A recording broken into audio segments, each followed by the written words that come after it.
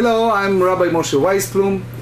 I just came out of Barnes & Noble and I saw at the front desk they have this great book. It's called The No Diet Weight Loss Solution. Eat this, not that. And I thought about the Torah portion of Re'eh and all this law of kosher dietary laws, because let's face it, many people love eating. You know what's said that in all of the Jewish history can be summed up by saying, our enemies try to kill us, we won, so let's eat. Sounds funny, but it's true. Yes, food is basic living. God created the human being to need food and drink to stay alive. As a matter of fact, a person can only last for about 3 minutes without air, 3 days without water, and 3 weeks without food. Don't all of us enjoy food, glorious food, a blessing to humanity? I'm sure you remember the musical Oliver, about a boy orphanage with very greedy owners who themselves are fat and mean and eat steaks and roasted chicken and indulge in table of delicacies while feeding these skinny, parentless children gruel. Remember this globe tasteless oatmeal? So in one of the scenes where the young orphan boys are singing about food in their depressing dining room, they were singing a song, food, glorious food, where they are fantasize about eating a variety of foods, like the cruel caretaker. So at the very end of the scene, this one Nebuchadnezzar, sweet blonde hair boy named Oliver, has the bravery to rise from his bench chair, his stomach not satisfied, and walk over to the mean cook who was standing like an evil warden over the industrialized boiling pot of oatmeal, controlling the distribution of one measly bowl of mush for each boy. So Oliver respectfully said, "Please, sir, I want some more." The response is in a scream and humiliation. "What?" the nasty man says to Oliver. "You want some more?" And oi, do we feel sorry for Oliver, imagining how hungry he must be and how our heart skips a bit at the consequences of his request? So we see that food evokes psychological, nutritional, and sociological reactions. And food, especially specific kosher food, are mentioned in the Torah portion of Re'eh. For example, the Torah said, "Lo tevashel gdi b'chalev imo," don't mix milk with meat. So the bottom line is what I just said. It's a list in the Torah: eat this, not that. Don't eat fish except the one with fins and scale. And if you think about the Torah, God started, the Creator started with Torah in a very clear direction: eat this, not that.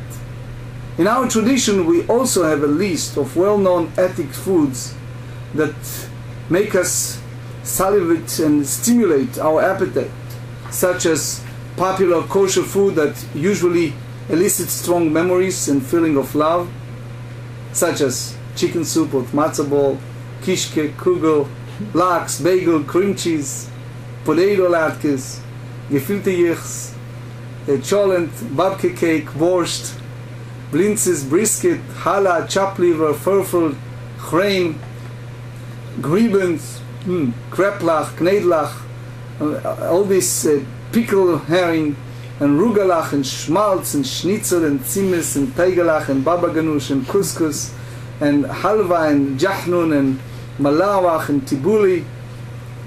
But we have here the Trader Joe lists, several pages of lists. In our days and times there are so many kosher retailers that carries so many kosher food products. But if you add to that another approximately 135,000 kosher certified products, plus 300,000 kosher certified ingredients, not including all the fruits and vegetables that God is giving us, wow, we have quite a lot of food to choose from. So okay, what about non-kosher? A few things come to mind, such as what? Cheeseburger, clam, chowder soup, or bacon, shrimp, lobster, crab, all this literally chazirai. But interestingly, even today, there are products made out of fish cod that on the package state imitation crab, imitation lobster, imitation shrimp. Very interesting. So today the choices of kosher food are absolutely incredible. Let me share with you some interesting statistics.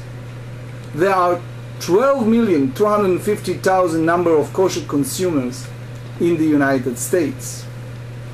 21.5% of Americans either regularly or occasionally purchase kosher products out of the American Jewish population of about 6.5 million. The kosher food industry is huge and growing. It's about $35 billion a year industry. I once met Menachem Lubinsky, head of a Jewish kosher marketing and yearly kosher international food trade show in the New York, New Jersey area. So he says that there are about 14.5 million regular kosher consumers and about 46 million potential kosher consumers. The number keeps growing and growing of people choosing to buy and eat kosher. And it's not just the Jewish people, it is also Seventh-day Adventists, Muslims, vegetarians, even the vegan atheists. So let's take a quick overview of the kosher law mentioned in the Torah. Where they came from. Think about those lists of food over 3,300 years ago. And what's happening in 2013 in a kosher world, and what we can learn from the situation. One of the first stories in the Bible center around foods.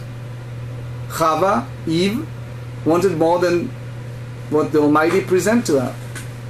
She was told to eat anything her heart desired, free of charge,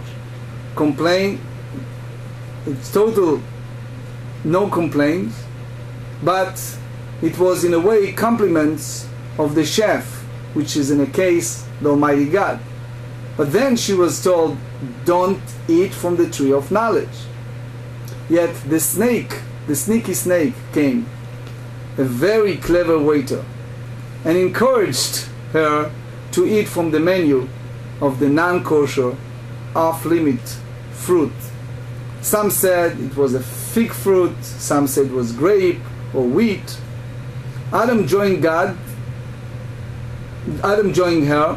and God said, you have made the wrong choice. And he ejected them from the Garden of Paradise, a punishment of toil and suffering for eating from the don't eat menu.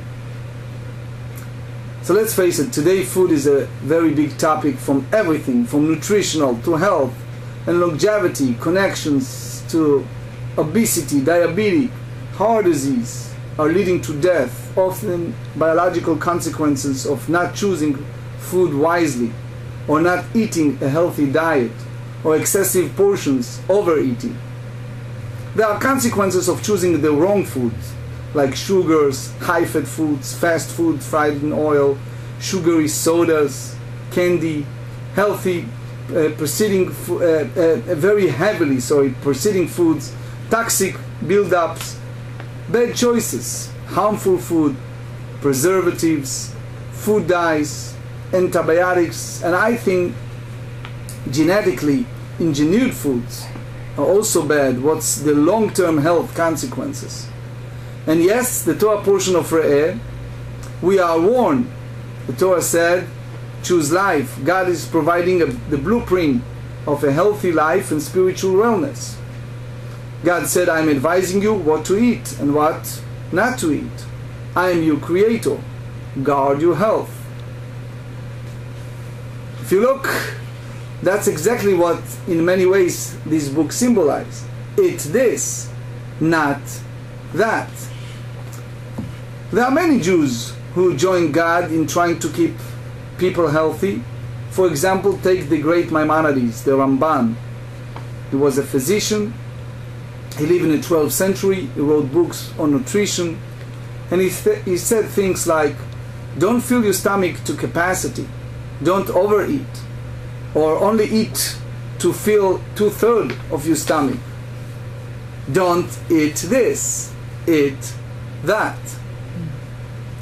Today, we have many professionals who are trying so hard to carry the almighty words to the masses. Take, for example, Dr. Oz, the Columbia, New York a surgeon on television, or Gene Brody of the New York Times health writer, or Dr. Ornish out in California, advise about healthy eating and conduct research for publication.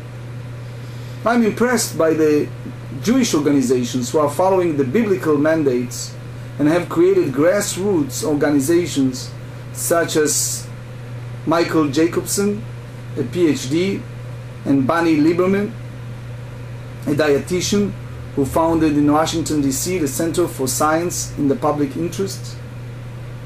They and their staff are interested in trying to transform the American diet, keeping out food safe and healthy.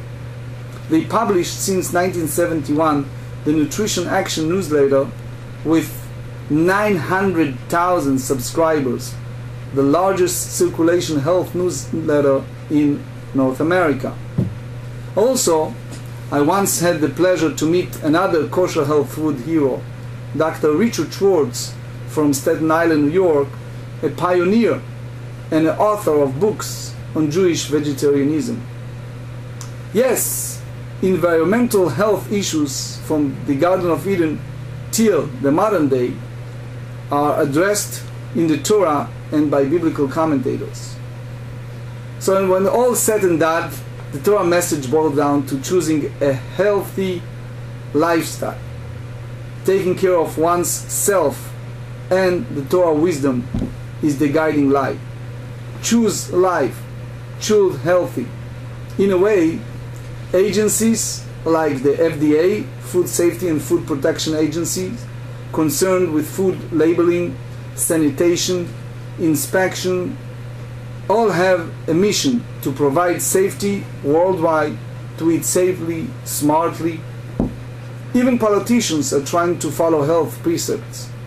Mayor Michael Bloomberg of New York is on a public mission to take 16-ounce soda bottles from the restaurants and school systems. The First Lady, Michelle Obama, her national campaign to fight child obesity and grows organic garden in the White House. Just this past month in the news, public food safety warning issues about unhealthy salads, unhealthy beef contamination, chickens that may have been treated improperly in the slaughterhouses, and much more. In Judaism, we have which we call the mashgiach, the trained supervisor professional in the law of Kashrut, supervision based on our Torah. So remember, the Torah tells us how to live healthy. Eat this, not that.